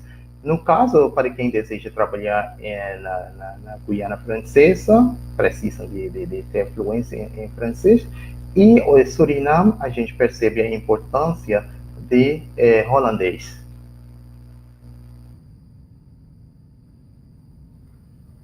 Então, como preparar? Porque percebo que muitos participantes desse evento são graduandos, pós-graduandos, inclusive recém-formados, né? Então, eu recomendo a participação como estágio, né? Tanto remunerado e não remunerado, né? Vocês podem aproveitar, eu percebo que o Brasil tem essa grande tradição com estágios, né? Então, recomendo essas oportunidades que o jovem pode adquirir nesses programas de estágio, tanto no setor público, tanto no setor privado, né? Nesse âmbito de desenvolvimento socioambiental e mais especificamente sobre a avaliação de impactos ambientais e sociais. Então, percebo também a importância do setor, experiência do setor público, muito importante para os especialistas, os jovens especialistas, inclusive vários de vocês já têm muitos anos de experiência, então essa experiência é válida também no setor privado, também de organizações internacionais e regionais, etc. E também pesquisa de graduação ou de pós-graduação. Eu tive um aluno que justamente fez a pesquisa de mestrado, fazendo uma avaliação socioeconômica, né, dos efeitos, dos impactos e riscos para a comunidade, né, aproximadamente 10 anos depois do processo de reassentamento involuntário. Então, ele teve a oportunidade de trabalhar juntamente com a equipe da UCP, da operação, que está executando a segunda fase desse projeto, desse programa de desenvolvimento urbano na área de água e saneamento. Então, ele teve essa oportunidade de trabalhar justamente para adquirir experiência em como esse processo de reassentamento involuntário é conduzido, quais são as normas locais, quais são as instituições internacionais, etc., boas práticas internacionais, influenciando esse processo de reassentamento involuntário. Então, eu recomendo esse tipo de colaboração com entidades, tanto do governo UCPs de projetos, etc. E como preparar também, é necessário, é muito importante ter conhecimento das normas do Banco Mundial, do BID, das políticas de salvaguardas sociais. Então, como a gente percebe, que frequentemente as normas são mais elevadas das normas locais. Lembrando que sempre as normas locais são respeitadas, como Jonathan deu vários exemplos de projetos, de operações nas quais ele trabalhou, né? Então, a gente percebe que o conhecimento dessas normas internacionais são muito importantes nesse processo de avaliação de impactos ambientais e sociais, e quem deseja trabalhar na área de salvaguardas sociais e ambientais. Eu tive a oportunidade de introduzir essas normas nas minhas disciplinas em avaliação de impactos ambientais e sociais. Então, os alunos já vão sair da universidade com esse conhecimento que eu não tive quando eu cursei avaliação de impactos ambientais e sociais na minha graduação, fora do Brasil. Então, e conhecimento em gestão de projetos, muito importante, porque as agências do governo, tanto do governo, tanto da comunidade internacional, não tem o tempo todo para conduzir, executar, planejar e executar uma obra, um projeto, um programa. Então, gestão de tempo é muito importante. Então, não importa se você tenha formação em antropologia ou zoologia, você precisa de ter conhecimento do ciclo de projetos, gestão de projetos de desenvolvimento é muito importante. Trabalhar em equipes multidisciplinares e multiculturais, muito importante. A gente percebe que nesse campo de salvaguardas sociais e ambientais, são duas grandes áreas que estamos tentando juntar. Então, às vezes existem cargos especificamente para o social e para o ambiental. Por outro lado, a gente percebe que existem alguns cargos requerendo especialistas com conhecimento, formação acadêmica, né, e experiência nas duas áreas, social quanto ambiental. Então, para os alunos das ciências naturais, engenharia, etc., eu recomendo que cursem disciplinas como antropologia social, talvez economia ambiental, inclusive, justamente para entender melhor a sua atuação em comunidade, assim, justamente antropologia social, antropologia cultural e sociologia urbana, muito importante. Então, saliento a importância dessas áreas. E também, por outro lado, os nossos alunos, os especialistas jovens, profissionais das áreas naturais, biologia, engenharias, eu saliento a importância de disciplinas nessa área social. E vice-versa, também os alunos das humanas, das ciências sociais aplicadas, salientam a importância, pelo menos, de conhecimento das áreas naturais, talvez conhecimento de um setor específico, transporte, energia, mineração, etc., justamente para sentar junto com os especialistas das outras áreas, justamente para planejar, porque o que a gente percebe é que os projetos são complexos em natureza, né? Então, nós não podemos sentar e planejar um projeto nem com uma equipe de talvez engenheiros florestais. Então, a gente precisa do pessoal das sociais, humanas, inclusive de direito ambiental, etc., e talvez direito social, etc. A gente precisa dessa equipe, né? Então, é muito, muito importante.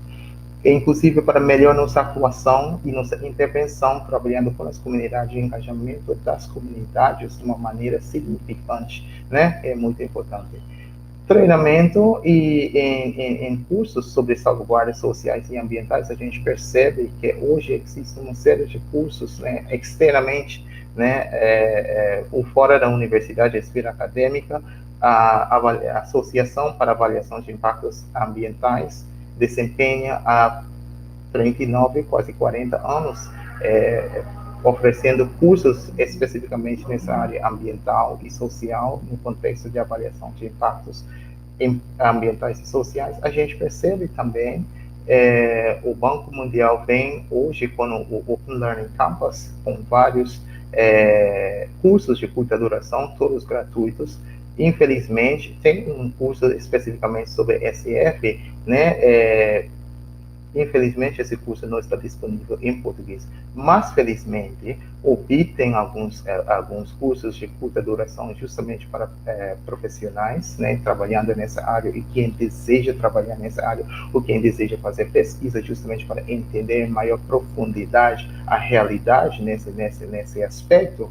Existem alguns cursos de curta duração, um sobre princípios para a revisão e avaliação de impactos ambientais, outro curso sobre biodiversidade em estudos ambientais e engajamento significante, né, das partes dos stakeholders, muito importantes. Então, os cursos do BIP são pagos, acho que são aproximadamente $50, mas valem a pena. Eu devo salientar que eu não tive acesso a esses cursos, acho que não estavam disponíveis na minha época, né, salvo no caso da IIA, mas do Banco Mundial e do BIP não estavam disponíveis na minha época, antes de trabalhar em salvaguardas sociais e ambientais. Então, vocês têm uma grande oportunidade hoje. Então, isso é muito importante, mesmo se vocês vão trabalhar aqui em Belém do Pará, ou no Brasil, na Guiana, Chile, Colômbia, dando suporte aos projetos financiados pelo governo e outros países. Você pode voltar para o slide anterior, por favor? Não, o outro, por favor. Sim, claro. Então, elaboração salienta também a importância de elaboração do bom currículo. Então, esse é de extrema importância, e vocês devem ter cuidado que alguns elementos que vocês podem, algumas experiências que vocês talvez podem achar que não sejam importantes, podem ser muito, muito importantes no seu currículo. E publicações, muito importante, perceba que muitas casas hoje em dia estão exigindo publicações, mesmo para trabalhos profissionais, né? Ou seja, fora da esfera acadêmica, perceba, essa está sendo uma exigência. Networking, construindo nossa rede de profissionais na nossa área, muito importante, e justamente nesse aspecto de engajamento dos stakeholders, nossa rede é muito importante, networking muito importante também, e demonstrar uma paixão pelo desenvolvimento sustentável a um nível local, regional, global, muito importante. Então, vejo que o especialista deve pensar em salvaguardas sociais e ambientais como o Jonathan falou, uma vocação, né? Então, com essa paixão para engajar as comunidades, para escutar, para viver a realidade. Eu entendo que o tempo é curto, recursos limitados, no entanto, não se trata de simplesmente entrar na comunidade para resolver todos os problemas, ou seja, nós temos todas as receitas para as comunidades, mas para ouvir, para escutar, para dialogar com as comunidades. Então, isso importa e muito. Então, em um momento, trabalhando nesse aspecto, como o Jonathan deve lembrar também, nós estávamos no Palácio negociando uma obra com os políticos e etc. E em 20 minutos nós estávamos no lixão, talvez de Joaquim em Brasília, o lixão na América Central, etc, etc. Né? Então, isso é muito importante, ter essa flexibilidade, né? Inclusive para acompanhar, executar nossas atividades em ambientes extremamente diferentes. Conhecer seu país e as normas ambientais e sociais, muito importante. Você deve ter conhecimento das normas, digamos, aqui no Brasil, das normas ambientais e sociais, muito importante. E conhecer a sua região da América Latina e o Caribe. A gente percebe que essa região é grande, é vasta. Existem várias subdivisões, né, da Amazônia, Polo Sul, América Central, países andinos. Então, a gente deve ter conhecimento de nossa região, justamente para poder atuar e fazer uma intervenção para contribuir a essa questão da sustentabilidade e desenvolvimento sustentável, nesse caso de salvaguardas sociais e ambientais. Áreas potenciais de trabalho. Então, existem inúmeras áreas, começando com energia, petróleo, energia alternativa, etc., mineração, desenvolvimento urbano, transporte, infraestrutura, água e saneamento, agricultura, agronegócio, exploração de madeira, a gente percebe que também existem oportunidades na área de mudanças climáticas e desastres, saúde ambiental e segurança do trabalho, ecoturismo, biodiversidade e conservação. No âmbito social, a gente percebe que existem muitas oportunidades no tocante recentemente involuntário, povos indígenas, gênero e desenvolvimento, direito ambiental, comunicação social e engajamento de stakeholders. A gente percebe também que muitos desses assuntos sociais perpassam vários desses setores, né, ambiental, energia, mineração, etc, etc.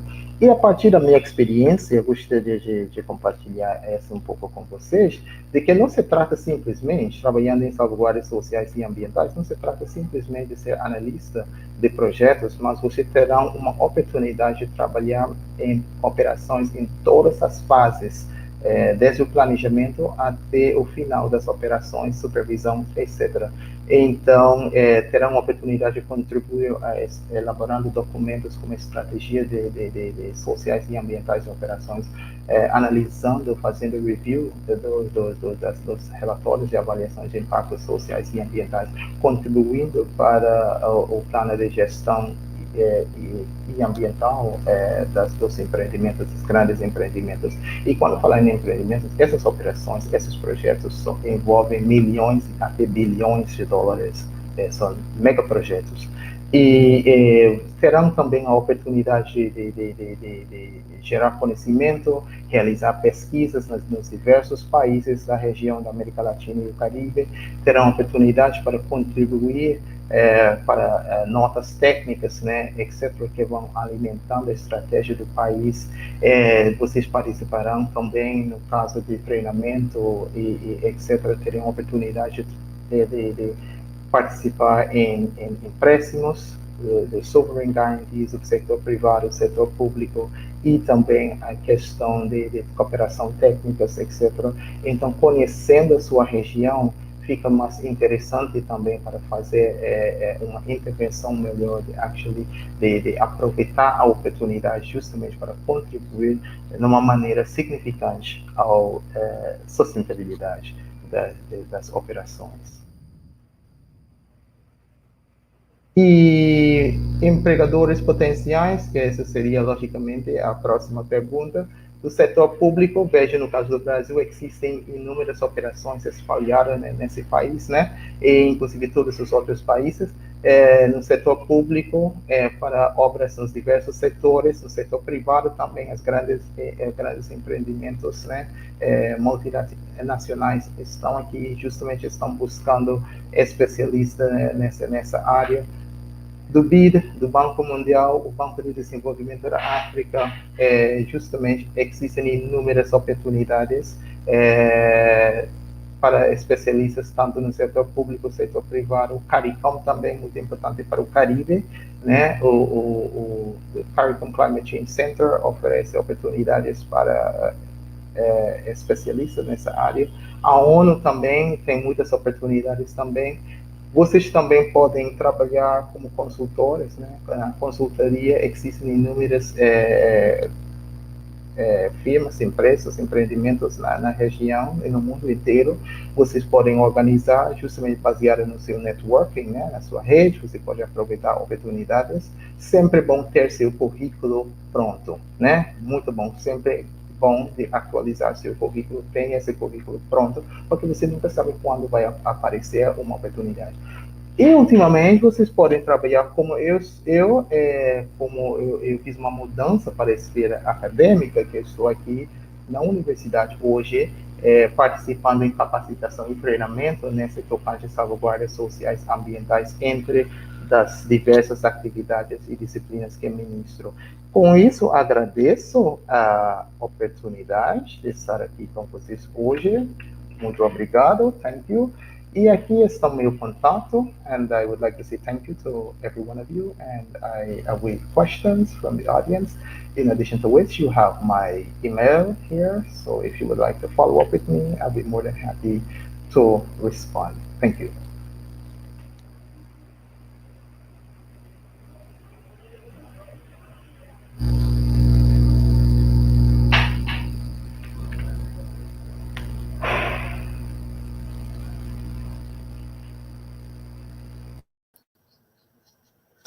Okay, thank you very much for both of you, Corbin and John, for so excellent presentation. We finish our presentations of this important webinar on careers in environmental and social safeguards. I see very informative and also very, very important in this time, especially for the students that are finishing the undergrads or even the masters or doctoral degrees. Bom, muito obrigado a los apresentadores, tanto a Corbin como a John, por esta excelente presentação.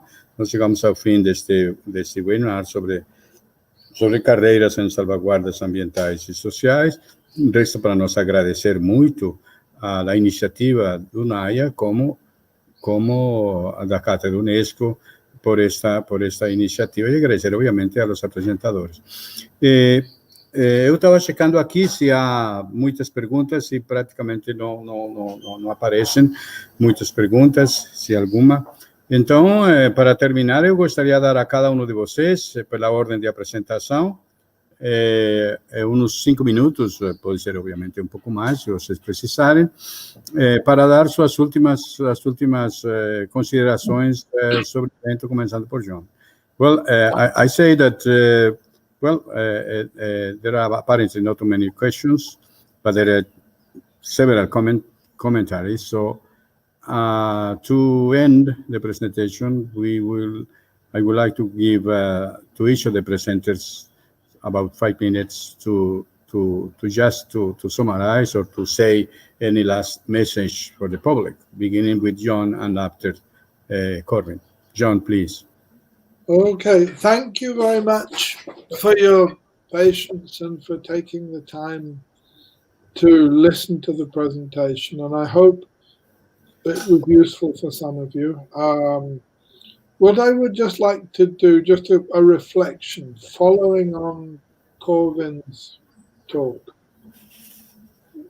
This question of, where do I start? If you wanted to work in social safeguards or in environmental safeguards, I think Corbin gave a very good presentation of all the different options that are available. When I was young, starting out from university, the first thing I had to do was to learn Spanish.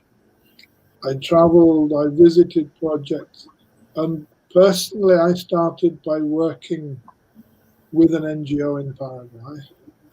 I think that for people in Brazil, possibly in Guyana, a good starting point is either to work in the public sector. In Brazil, I've worked with some very interesting projects with municipalities and with state governments that I think would give any young person a very good start. If you work with a team of social workers, I think, to me, one of the most important things is to have that kind of first-hand contact with reality. I had people with me at the bank who had 3 or 4 degrees, but who had never been in a village or never actually had that one-to-one contact with the people that live in a favela or with people living in a remote rural village. And that gives you a completely different perception. One of the things that struck me, the Americans that I worked with, from the people from the States, if they'd spent 2 years in Peace Corps, they had a completely different perception of the world for someone that had been in the university reading about these things. And I find, to me, that's very, very important. So if you can have the opportunity, if you can look for an opportunity, either to work in a project in a rural area, in a remote rural area, or to work with there's a lot in Brazil, there's an awful lot of work in urban housing projects, working in favelas. Even in Belém we visited, there was an IDB project. I think that's still continuing. I'm just thinking other ones that even in Maués, we had an interesting little project. But if you could spend I think it's very interesting to try to start and to, how can we say, maybe work for a few years, 2 or 3 years in a remote area, and then perhaps think about a higher degree. I think that interaction between the academic and the practice is really powerful, and I think that builds a good CV. I know when I talk to someone, I know if they're familiar, if they understand the issues, or if it's simply something that they've read from a book. Vou falar em português, realmente dando seguimento ao que falou o professor Corbin. Às vezes a pessoa pergunta, não, como posso começar a trabalhar com salvaguardas? Para mim é que tem muitas oportunidades. No Brasil, tem muita oportunidade no setor público, mesmo na Guiana. Acho que Corbin também fez serviço no Ministério do Assunto Ameríndio, não? Na Guiana. É muito bom trabalhar numa agência pública, conhecer o que é a realidade. Não é fácil. Às vezes é deprimente, não é sempre muito fácil, mas dá uma experiência, uma percepção, uma visão totalmente diferente àquela pessoa que tem 3 master, mas que não conhece essa realidade. A outra opção, eu entrei no início trabalhando com os ONGs. Outra possibilidade é bem interessante, trabalhar com um ONG que tem compromisso. A mesma coisa, não é muito fácil, não é. A política interna das ONGs às vezes é complicado, mas acho que é uma boa experiência. E o importante para mim é isso, ter esse contato direto com a realidade do país. Bom, acho que com isso é suficiente. I'd like to once again thank everyone for participating, and I pass over to Corbin now. Thank you, Jonathan. Actually, in summary, I would like to stress, like Jonathan would have said, stress the importance of working either in the public sector or with one of the NGOs. And I think that's very important. For some of you in Guyana, where it may be a bit challenging, I would encourage you to actually work. You can work at the NDC level. You can do volunteering services. You have to start somewhere. And I would have said, even if it's unpaid, you can volunteer your services. You can actually write a letter. I would have done it before. Write a letter to the various government agency or entity, and you can actually volunteer your services. You have to start somewhere, and it's not all about money. Even now, I am volunteering, and I'm very happy to have Jonathan here today, because this is actually free, and Jonathan has accepted the invitation right away to actually do this for you. And so you can actually offer free services as well, volunteering. And I would like to stress, importantly, if you would like to ever to rise to the international level, languages are extremely important. Take it seriously. You must, I know in Brazil it's very expensive to learn foreign languages, but in Guyana it's much cheaper, and I just hope that you take advantage of it.